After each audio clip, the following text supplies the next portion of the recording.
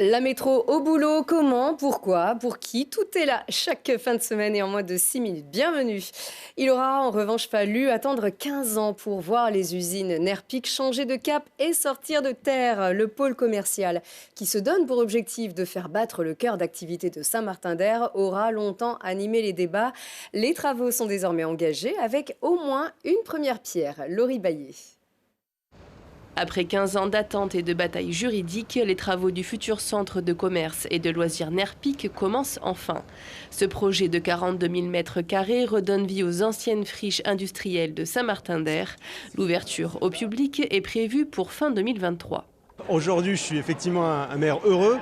Le chemin est encore long pour l'ouverture du site Nerpic. C'est vraiment le fruit de l'histoire, d'une histoire de persévérance en faveur du droit à la ville pour tous. Les villes de banlieue sont trop souvent victimes d'inégalités spatiales et sociales. Et il manquait un lieu d'animation, de loisirs, de restauration et de commerce. Donc le chantier se lance officiellement à partir d'aujourd'hui et c'est une très bonne chose pour le développement de Saint-Martin-d'Hères. Nerpic est un nouveau cœur de ville pour la deuxième plus grande commune de l'agglomération grenobloise. Avec 95 boutiques, 20 cafés et restaurants, 850 places de parking pour les voitures et 600 pour les vélos, des lieux de rencontre et de vie. C'est une œuvre de programmation unique en matière de loisirs, avec des vagues de surf, des murs d'escalade, des jeux pour enfants, des loisirs sociaux, bowling, arcade vidéo, etc.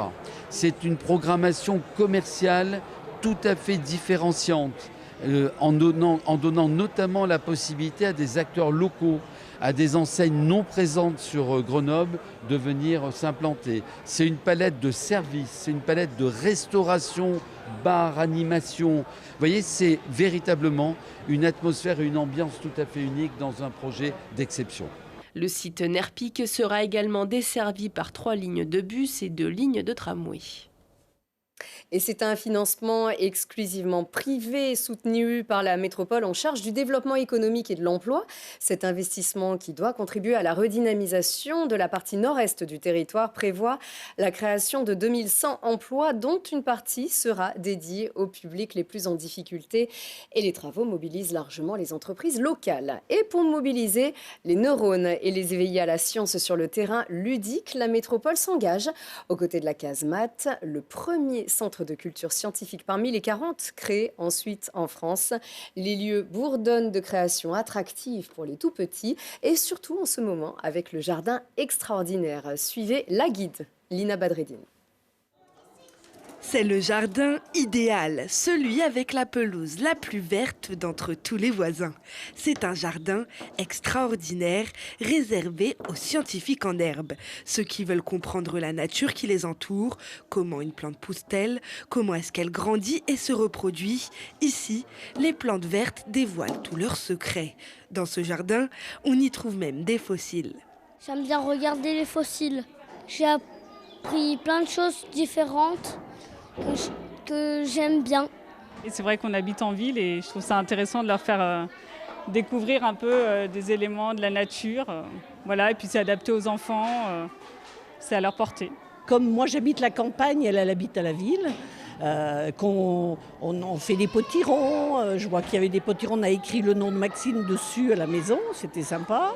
On fait pousser des choses, elle va chercher des pommes de terre au jardin et je voulais qu'elle voie un petit peu aussi ce que c'était et que ça soit un peu plus scientifique parce que nous on est plutôt dans le pratique à la maison. Ici, on découvre et on apprend. On apprend que les arbres et les plantes sont des êtres vivants, qu'ils ont besoin du soleil, de l'eau et d'autres éléments pour se nourrir et se développer. On apprend le cycle de la vie d'une fleur ou encore comment les faire pousser à travers 6 modules d'activité. Ils vont découvrir les besoins des plantes, ils vont découvrir comment ça pousse, si ça pousse sous terre, si ça pousse à la surface, si ça pousse en l'air, si ça pousse dans un arbre, si ça pousse...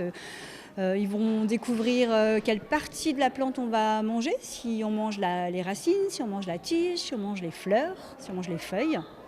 Et qui sait, planter à leur tour la graine qui deviendra la fleur de demain. Et dépêchez-vous d'en profiter. L'exposition dédiée aux 3-7 ans vous ouvre son portail jusqu'au 23 décembre, uniquement sur réservation. Je vous retrouve la semaine prochaine. Prenez soin de vous. Au revoir.